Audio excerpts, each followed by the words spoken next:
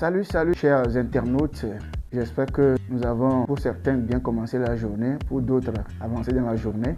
L'essentiel, c'est que nous puissions être en pleine forme et vaquer à nos occupations comme cela se doit normalement. Nous disons merci au grand Créateur pour la vie de chacun de nous. Donc par ici encore, en ce moment, nous voulons évoluer avec nos développements, nos avancées, nos explications, nos vidéos sur ce que nous appelons le développement personnel approfondi. Pourquoi c'est approfondi? C'est la raison de ce que nous faisons en ce début de vidéo.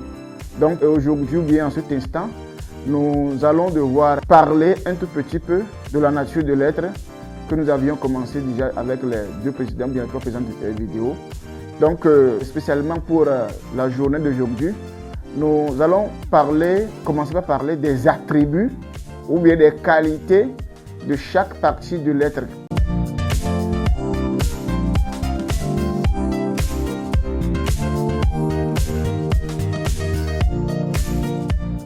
Nous avions considéré l'être sous la forme d'un cercle rond et divisé en trois parties. Il y a la partie supérieure que nous avons appelée le côté esprit. Il y a la seconde partie que nous avons désignée par l'âme, l'âme de l'univers, ou bien le subconscient, ou bien l'intermédiaire, ou bien le médium. Et la troisième partie que nous appelons le corps, ou bien le reflet, ou bien le résultat, ou bien la manifestation. Donc, ces trois parties ont des attributs. Donc, pour nous permettre de bien cerner les sujets qui vont suivre par après, les développements qui vont suivre par après, nous voudrions, à partir de ces vidéos qui vont suivre, essayer de parler des attributs de chaque partie. Quand nous prenons l'esprit, les attributs de l'esprit sont bien sûr listés dans le schéma, mais nous allons essayer de les développer un tout petit peu pour permettre à chacun de nous d'être dans le bain et de comprendre la suite des choses par la suite. Parce que ce dont nous parlons ici, ça relève de la métaphysique, du spirituel. Très souvent, quand on parle du spirituel, les gens pensent que c'est quelque chose. Non. Ayons nos pieds sur terre. C'est tellement simple à comprendre. Essayons de cheminer avec nous et ensemble, nous allons essayer de découvrir les profondeurs de l'être que nous appelons le maître de l'univers, qu'est Dieu. Donc, ce matin, nous allons parler de la nature de l'être au niveau du côté supérieur, l'esprit. Donc, quand nous disons esprit, il s'agit de quoi? Esprit, les Anglais vont dire spirit. L'esprit, il s'agit de quoi? L'esprit, c'est l'intelligence qui est derrière toute chose, qui est au-dedans de toute chose et qui roule au-dedans de toute chose. Et nous pourrions dire, ça va venir d'ailleurs, l'esprit, c'est la première cause, c'est le point de départ. Le point de départ, c'est l'esprit qui est la source de toute manifestation. L'esprit, c'est la vie. Nous dirions que c'est la vie en chaque création et qui coule au travers de chaque création. L'esprit, c'est la base, le point de départ. Donc, quand nous parlons de l'esprit, du maître de l'univers, c'est l'esprit qui est la première cause, le point de départ, qui est l'initiateur de tout ce que nous pouvons soit voir ou bien qui est soit dans le monde invisible. Il y a toujours une cause, et cette cause est invisible. Et d'ailleurs, quand nous parlons du maître de l'univers, nous savons que il est invisible. Nos yeux physiques ne peuvent pas le percevoir. Pourtant, avec notre intelligence, nous pouvons réaliser qu'il y a une cause derrière tout ce qui se passe, surtout au niveau de la création. Quand nous voyons les étoiles, les astres, la terre, les arbres, tout ça là, et quand on voit comment ça fonctionne, la chose commence par germer, grandir, ça veut dire quoi? Qu'il y a une force derrière, qu'il y a une intelligence derrière. Et ceux qui ont fait la science pourront témoigner que quand nous voyons les procédures, ça veut dire qu'il y a vraiment une intelligence qui est à la base. Donc, c'est l'esprit.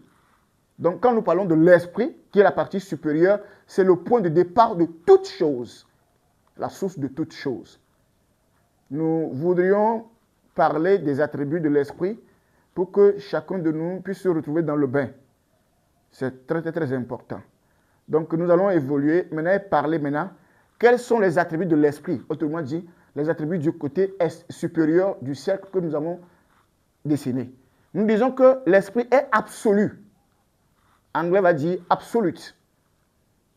L'esprit est absolu. Ça veut dire quoi? L'esprit ne dépend de rien. L'esprit se suffit. L'esprit se suffit. N'a besoin de quoi que ce soit.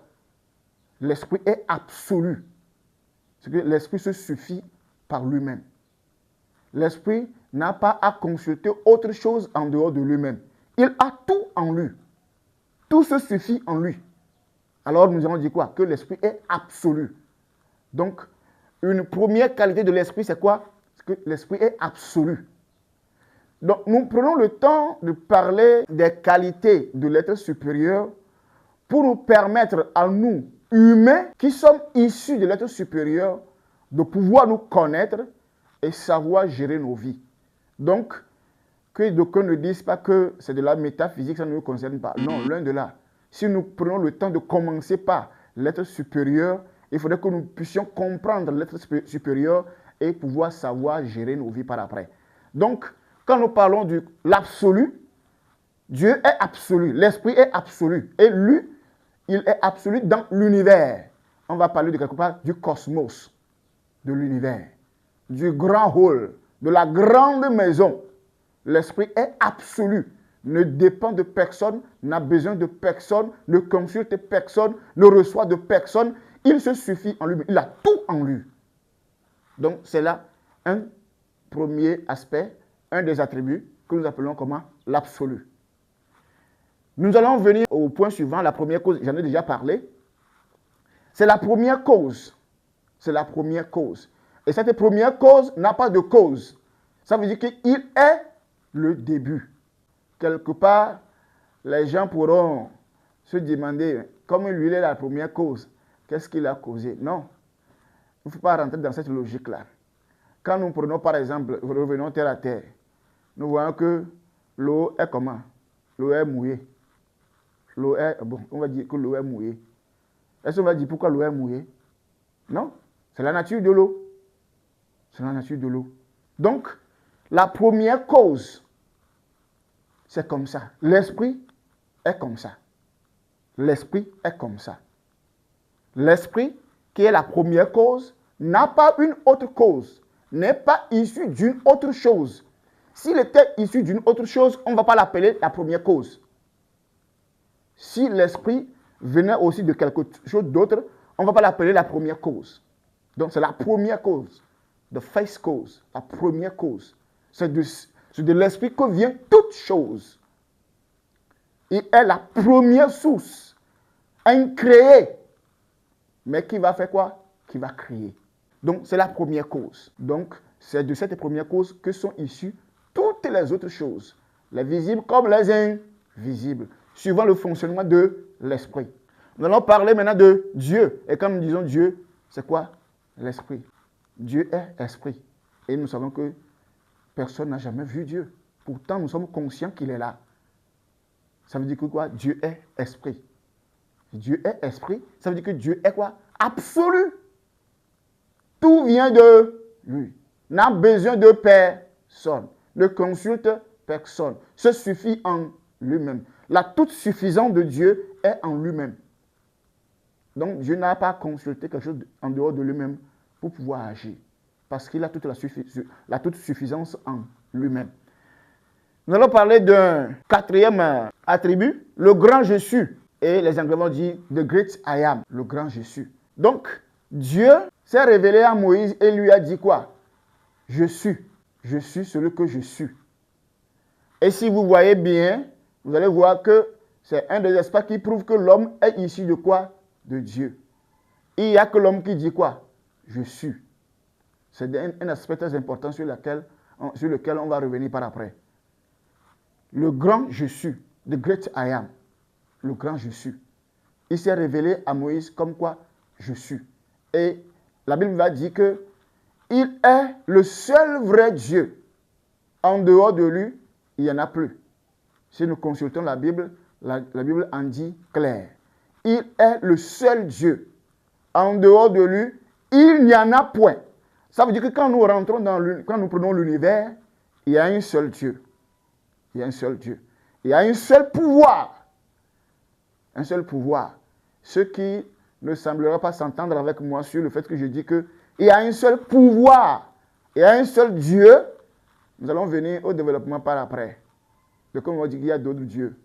Mais nous allons y revenir par après.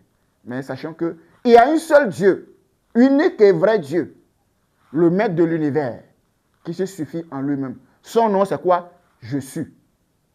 Je suis. Et les Anglais disent The Great I Am. The Great I Am. Donc, je ne souhaiterais pas accumuler ou bien faire beaucoup de choses en un seul instant. Je souhaite vivement que nous puissions cerner les choses, les prendre dans nos mains, les garder en nous, de sorte qu'avec le développement, que nous puissions nous retrouver dans le bain du développement. Que le développement n'échappe pas à quelqu'un. Mais si on n'a pas suivi le développement sur les attributs, lorsqu'on serait en train de parler par après, les gens vont se retrouver peut-être dans de l'incompréhension ou bien dans la confusion, alors qu'il n'y a rien de confus par rapport à cette science que nous sommes en train de développer ici. Cette science n'est rien d'autre que la connaissance du Créateur, la connaissance du maître de l'univers. Et le maître de l'univers, je le répète une fois encore, nous avons dit que nous le représentons sous la forme d'un cercle. Et nous disons que tout vient de ce cercle. Il n'y a rien en dehors de lui. Donc, tous les développements que nous serions en train de faire par rapport aux attributs vont se trouver dans ce lot-là. Donc, ma prière pour chacun de nous, c'est que nous soyons vraiment dans le bain. Nous retenons pour la vidéo d'aujourd'hui. Nous avons parlé de, disons, 4 attributs. L'aspect absolu. Dieu n'a besoin de personne. Il ne consulte personne. La toute suffisance est en lui. Et rappelons-nous, humains, nous sommes issus de lui. La première cause, the first cause, ça veut dire que tout vient de lui. Il est la source. Il n'y a rien d'autre qui l'a causé. Et je vais en parler que si nous prenons par exemple la nature de l'eau, l'eau est mouillée. Naturellement, l'eau est mouillée. Quelqu'un va demander pourquoi l'eau est mouillée. Est-ce qu'il va avoir une réponse? Jamais. Naturellement, Dieu est la première cause. Et retenons comme ça. On appelle ça un axiome. Dieu, c'est un esprit. Dieu est esprit. Tout simplement. Ça veut dire que nous disons quoi? Dieu est esprit. Donc, l'esprit que nous adorons, le Dieu que nous adorons dans nos églises, ou bien de différentes façons, comme nous le concevons plutôt, le Dieu que nous adorons, c'est ça, c'est l'esprit. Et cet esprit-là, voici quelques attributs. Mais il y a encore d'autres attributs. Mais souffrons dessus pour la prochaine vidéo, les différents attributs dont nous allons parler. Ça va contribuer énormément à notre édification, à notre avancement, à notre développement. D'ici là, restons ensemble et que le maître de l'univers puisse nous accorder la lumière nécessaire pour le comprendre, afin de nous comprendre nous-mêmes pour bien vivre. Gardons-nous bien en bonne santé d'ici là. Ciao, ciao.